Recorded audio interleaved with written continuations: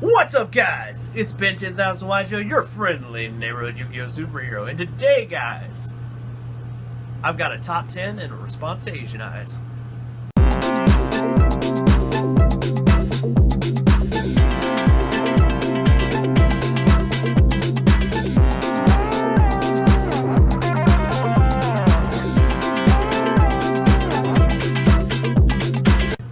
Hey, that kind of rhymed. Anyway. So, essentially, what this video idea came from is Azeneyes. He did a video about his top 10 comeback cards, and I decided that I wanted to make a video in response to that because he was asking his audience what their top 10 cards are, and I was like, you know what, let's keep this conversation going. So, I'm going to give you guys a list of my top 10 comeback cards in this game. Now, first of all, since I'm a little biased, because I'm pretty sure at this point it's pretty well known that I love Lightsworn and all kinds of Lightsworn variant decks, so number one is obviously we're going to start off with Judgment Dragon. I mean, too many players, Azeneyes, you know, he's right. Too many players have won games they shouldn't have won and lost games they shouldn't have lost because of Judgment Dragon. It's one of the sackiest cards in the game, and even though it is archetype specific, let's face it, it's not the only card that does what it does, essentially. I swear, guys, I speak English. So, for the starting off, we're starting off with Judgment Dragon. I mean, we got a guy who nukes the board. 3,000 beat stick, and let's face it, when the opponent sees it, they're like, ah! So, number one, JD. Number two. Now, it's probably, this card is in a deck that in an archetype, I should say, that I have a little bit of a love-hate relationship with, and that is Elemental Hero Bubble Man. This card allows you, if it's the only card you have, you draw 2 cards, which essentially means this guy can basically, because he draws you 2, being the only monster you have, and he won't give up your normal summon. He's a good, if you're losing the game, he's a great comeback card in the hero deck. Bubble Man would be a great top deck and a great card that actually could pull you away from losing the game because it would draw you 2 cards, and hopefully those 2 cards combining with the Bubble Man would give you a play that would get you out of that bad situation. Number 3. Waking the Dragon. So, Waking the Dragon is a very interesting trap card, and once it's destroyed by the opponent, you get a monster from the deck or the extra deck, and it's pretty much whatever you want it to be. So a lot of people will use this in combination with a card like Ultimate Falcon or various other cards in the game, but that's why it's a great comeback card, because if your opponent wipes your board for some reason, like say in the case of, with number one with Judgment Dragon, and they destroy Waking the Dragon, well, now you summon the Ultimate Falcon, and you just, ha! Saved it! So it's a very interesting trap. Now, it is situational, but then again, every comeback card is situational, so let's just, go ahead and cut that argument out of this. Alright, number 4 is a fan favorite by many in the Yu-Gi-Oh community, including myself. Blackluster Soldier, Envoy of the Beginning. This guy is probably, I would argue, out of the list, this is one of the better comeback cards because his summon condition is super easy, and the ability to kill 2 monsters and do a lot of damage, or kill 1 problematic monster and then do 3,000 points of damage, that can easily take a game back to your favor. Basically, BLS is the epitome of a boss monster. And pretty much a generic one at that. Number 5 on the list is Soul Charge, and every card in the game that is like Soul Charge. Essentially, any card in the game that, assuming that you can pay the cost for it, if it has one, that allows you to put more than 1 monster on a board, is a comeback card. I mean, it just is. If you draw a Soul Charge and your opponent took out half your life points, well, you bring back 2 or 3 monsters, and you possibly can take the game back and be from a losing position. Number 6 on this list is a card that it causes a lot of controversy among casual players, but this one is Pot of Desires. and cards of the like. Pot of Desires, obviously, you banish to the top 10, you draw 2 cards. Well, essentially what this means is, assuming you can pay the cost, those 2 cards could be what could bring you back from losing the game, because it is a +1.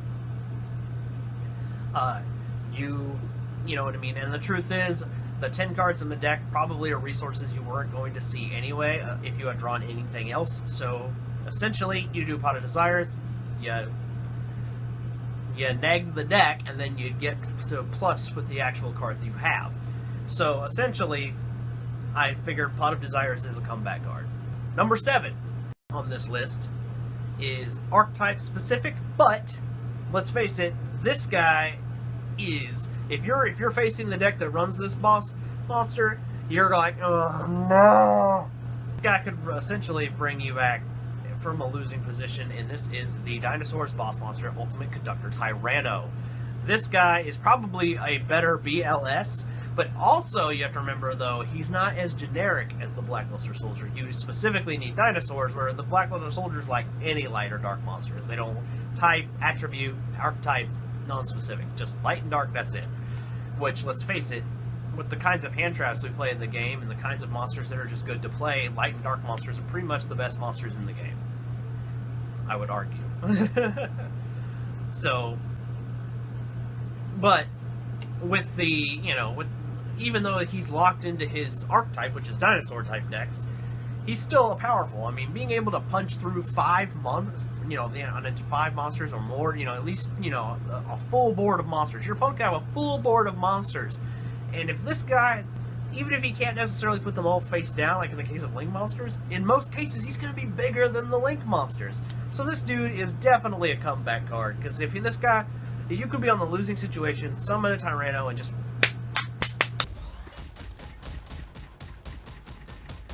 to sleep, go to sleep, go to sleep. Essentially, that's what you have.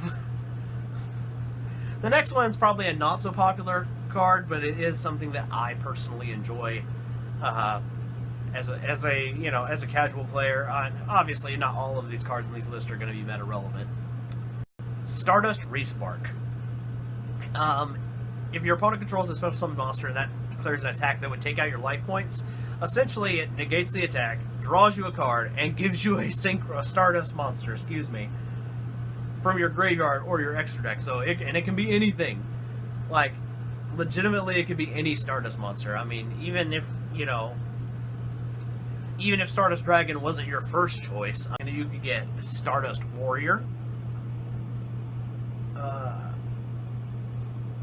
as another option, Stardust Spark Dragon, Stardust Charge Warrior. So you actually have quite a few options with it. So you could even, you don't necessarily have to go with Stardust Dragon. I mean, it's any Stardust monster that can be summoned, and from the graveyard. So if you've actually special summoned something correctly the first time around, you just pop that bad boy right out of the grave. It's actually a +1, actually, because you've exchanged 1 card for 2, which could actually bring the game back to you in your favor. Number 9 on this list is probably a little bit more popular, is Interrupted Kaiju Slumber. Essentially what Interrupted Kaiju Slumber is going to do is it's basically going to destroy the entire board and then throw out 2 kaijus, of course you giving your opponent the weaker of the 2, and then you have the big kaiju. So essentially, you steal assuming your opponent has the certain, doesn't have a way to stop this Interrupted Kaiju Slumber, you've wiped off their entire board, and now you have the biggest monster on the field. This is definitely a comeback card. I mean, you could also put Dark Hole and Raigeki in the same scenario, but the reason why I put Slumber over those cards is because it leaves you with a monster. So essentially, even though it's more susceptible to things like hand traps as opposed to Geki and Dark Hole, this thing is definitely a comeback card if you get it off. And our final card in this list is also in the same boat as Interrupted Kaiju Slumber, and that is the Goddess of Sweet Revenge, which, by the way, wasn't that appropriately named.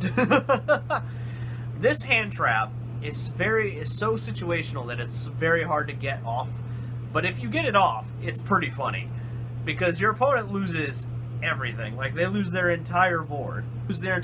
Front row, back row, And you will get to special summon a monster of your choice from the deck. This could be anything.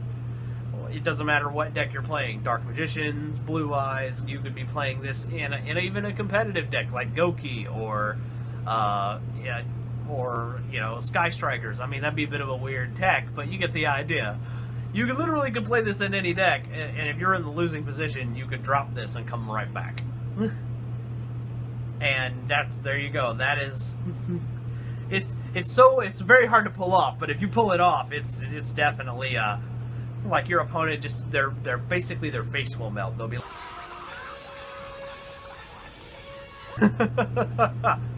Anyway, guys, I hope you enjoy this kooky list of top 10 comeback cards. I hope you guys will keep this train of conversation going. I know you guys were probably expecting a deck profile, but unfortunately, I didn't have the time to make a deck profile. But you will get one in the next video, so stay tuned for that. And yeah, make sure. Oh, before we get out of here, make sure that you tell me your top 10 comeback cards if you have them in the comments below. If you guys are excited for deck profiles, make sure you leave a list of the kooky deck profiles I do. Make sure you also leave a deck that you want to see me take a swing at. And also, if you're new here, consider subscribing to this channel. If you like this kind of content, make sure you leave a like on this video. And yeah, I've been 2000 Yugioh, your friendly neighborhood Yu-Gi-Oh superhero, and I will see you guys next time. Peace.